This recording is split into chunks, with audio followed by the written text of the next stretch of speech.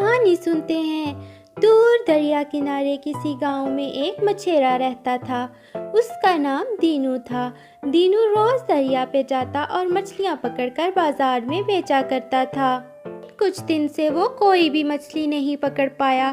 اس کی بیوی اور بیٹی گھر پر کھانے کے لیے انتظار کر رہے ہوتے ہیں کہ دینو مچھلیاں بیچ کر ان کے لیے کچھ کھانے کے لیے لے کر آئے گا، کیونکہ گھر میں کھانے کے لیے کچھ بھی موجود نہیں تھا۔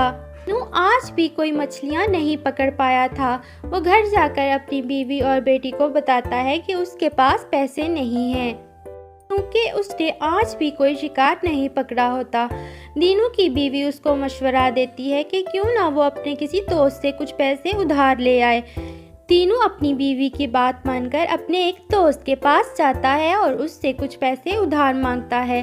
اس کا دوست اسے کچھ پیسے دے دیتا ہے اور اسے کام جاری رکھنے کا مشورہ دیتا ہے۔ دینو اس سے پیسے لے کر کھانے کے لیے گھر میں سامان لے آتا ہے۔ دوسرے دن دینو پھر سے دریا کے کنارے جاتا ہے اور اپنا جال دریا میں پھینک دیتا ہے۔ وہ وہاں بیٹھ کر انتظار کرنے لگتا ہے کہ مچھلیاں اس کے جال میں آئیں گی۔ انتظار کرتا رہتا ہے لیکن ابھی تک کوئی مچھلی اس کے جال میں نہیں آئی۔ وہ بہت زیادہ پریشان ہو جاتا ہے کہ اگر آج بھی کوئی مچھلی اس کے جال میں نہیں آئی تو وہ گھر کھانے کے لیے کیسے لے کے جائے گا۔ ابھی وہ اپنی ہی سوچوں میں گم ہوتا ہے کہ اس کے جال میں ایک بہت بڑی مچھلی آ جاتی ہے۔ اس نے اتنی بڑی مچھلی اپنی پوری زندگی میں نہیں دیکھی تھی۔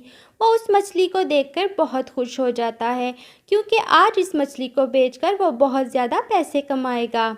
دینو اس مچھلی کو لے کر بازار چلا جاتا ہے اور وہ جا کر اس مچھلی کو بازار میں بیچ دیتا ہے۔ بہت سارے گاہک اس کی مچھلی خریدنے آ جاتے ہیں، کیونکہ انہوں نے بھی اتنی بڑی مچھلی کبھی نہیں دیکھی تھی۔ لیکن دینو اس کو اپنی مچھلی بیچنا چاہتا تھا جو اسے سب سے زیادہ پیسے دے گا۔ دکاندار اس کی مچھلی کی بولی لگاتے ہیں اور وہ ایک سے بڑھ کر ایک بولی لگاتے ہیں۔ پھر ایک دکاندار اس مچھلی کی بہت زیادہ قیمت دینے پر راضی ہو جاتا ہے۔ دینو یہ سوچ کر خوش ہو جاتا ہے کہ وہ آج اپنے گھر میں کھانے کے لیے کچھ نہ کچھ لے کر ضرور جا سکے گا۔ دینو مچھلی بیچ کر بازار سے کھانا خریدتا ہے اور کھانا لے کر گھر کی طرف چل پڑتا ہے۔ وہ راستے میں جاتے ہوئے اپنے خدا کا شکر ادا کرتا ہے جس نے اس کی مشکل حل کر دی۔ دینو یہ سوچتے ہوئے گھر کی طرف جا رہا ہوتا ہے کہ اسے یاد آتا ہے کہ کیوں نہ گھر میں پکانے کے لیے کچھ سبزیاں خرید لی جائیں جنہیں بعد میں پکایا جا سکے گا۔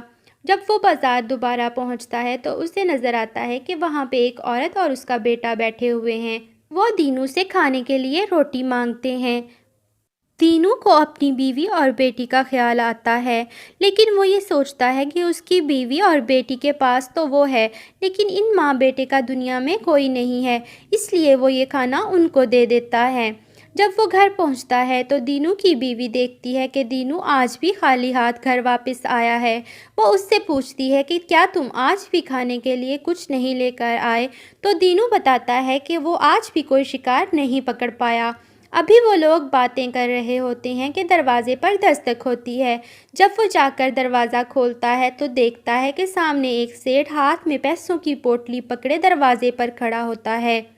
سیٹھ دینو کو بتاتا ہے کہ اس کے باپ نے دینو کے باپ سے کاروبار شروع کرنے کے لیے کچھ پیسے لیے تھے اور اب چونکہ ان کا کاروبار سیٹ ہو چکا ہے تو وہ یہ پیسے واپس کرنا چاہتا ہے۔